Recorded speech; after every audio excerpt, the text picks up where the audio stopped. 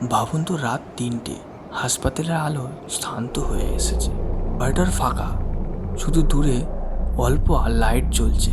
হঠাৎ একজন নার্স দেখলেন সাদা গ্রাউন পরা একজন ধীরে ধীরে হাঁটছে করিডোরে। কিন্তু ভয়ঙ্কর ব্যাপার হলো, তার পা মেঝেতে ছুঁয়ে নেই। ঘটনা ২০১২ সালে। হাসপাতালে এক বৃদ্ধ রোগী দীর্ঘদিন ধরে চিকিৎসাহীন ছিলেন। এক রাতে হঠাৎ হার্ট ফেল করে তার মৃত্যু হয়। কিন্তু মৃত্যুর পর থেকে হাসপাতালটা অদ্ভুত ঘটনা ঘটতে শুরু করে। প্রথমে নার্সদের মধ্যে কানাঘুষি শোনা গেল। রাতের শিফটে থাকা এক নার্স বলেছিলেন, আমি নিজে দেখেছি মৃত সেই বৃদ্ধ করিডোরে দাঁড়িয়ে আছে। কিন্তু অন্যরা ভাবলো হয়তো চোখের ভুল। দিন কেটে যাচ্ছিল, কিন্তু ঘটনার মাত্রা বাড়তে থাকলো। প্রায় রাতে হঠাৎ করে ওয়ার্ডের লাইন নিভে যেত। লিফট নিজে থেকেই উপরে উঠত, আবার নেমে আসতো। আর রোগীরা বারবার অভিযোগ করত, কেউ আমাদের বিছানার পাশে দাঁড়িয়ে তাকিয়ে থাকে। একদিন রাতে ডিউটি ছিলেন ডক্টর অরিন্দম। প্রায় 2:45। তিনি টহল দিতে গিয়ে শুনলেন আইসিইউ থেকে হালকা কান্নার শব্দ আসছে। তিনি ভাবলেন হয়তো কোনো রোগী ব্যথায় কাঁদছে। কিন্তু ভেতরে ঢুকে দেখেন সব বিছানায় খালি, কোনো রোগীই নেই। শুধু কোণে অন্ধকারে সাদা গ্রাউন পরা এক বৃদ্ধ বসে মাথা নিচু করে। ডক্টর অরিন্দম টর্চ ফেলে দিলেন ভয় পেয়ে। বৃদ্ধ ধীরে ধীরে মাথা তুললেন। ফাঁকা চোখ, মুখের ভেতর রক্ত শুকিয়ে আছে।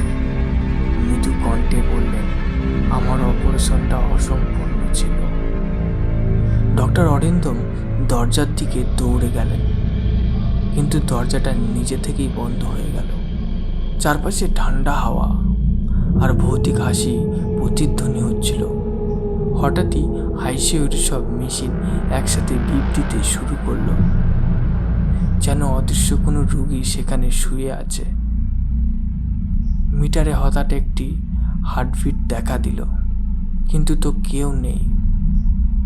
তিনি মরিয়া হয়ে বাইরে আসতে চাইছিলেন, তখন করিডোরে দেখেন সে বৃদ্ধ তার সামনে দাঁড়িয়ে আছেন। ধীরে ধীরে এগিয়ে এসে কানে ফিসফিস করে বললেন, তুমি আমাকে বাঁচাতে পারোনি।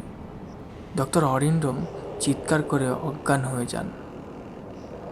পরদিন সকালবেলা হাসপাতালের কর্মী তাকে পড়ে থাকতে দেখেন। চোখ খুলেই তিনি চিৎকার করে উঠলেন, সে এখানে হাঁটছে, আমি দেখেছি। তারপর থেকে আর কখনো ডক্টর অরিন্দম রাতে ডিউটিতে যাননি। হাসপাতালের নার্সরাও বলে, আজও গভীর রাতে সাদা গ্রাউন পরা বৃদ্ধ করিডোরের ধীরে ধীরে হাঁটতে দেখা যায়। এমনকি অনেকে শপথ করে বলেছেন তারা স্পষ্ট শুনতে পারে বৃদ্ধের ফিসফিসানি, আমার অপারেশনটা অসম্পূর্ণ ছিল। যদি গল্পটা শোনার পর গা ছমছম করে থাকে, তবে ভিডিওটা লাইক দিন, বন্ধুর সঙ্গে শেয়ার করুন আর সাবস্ক্রাইব করুন আমাদের চ্যানেলে নতুন ভৌতিক রহস্য কাহিনী সবার আগে পেতে। আর কমেন্টে লিখুন আপনি কোন হাসপাতালের এরকম ভৌতিক কোনো অভিজ্ঞতার মুখোমুখি হয়েছিলেন।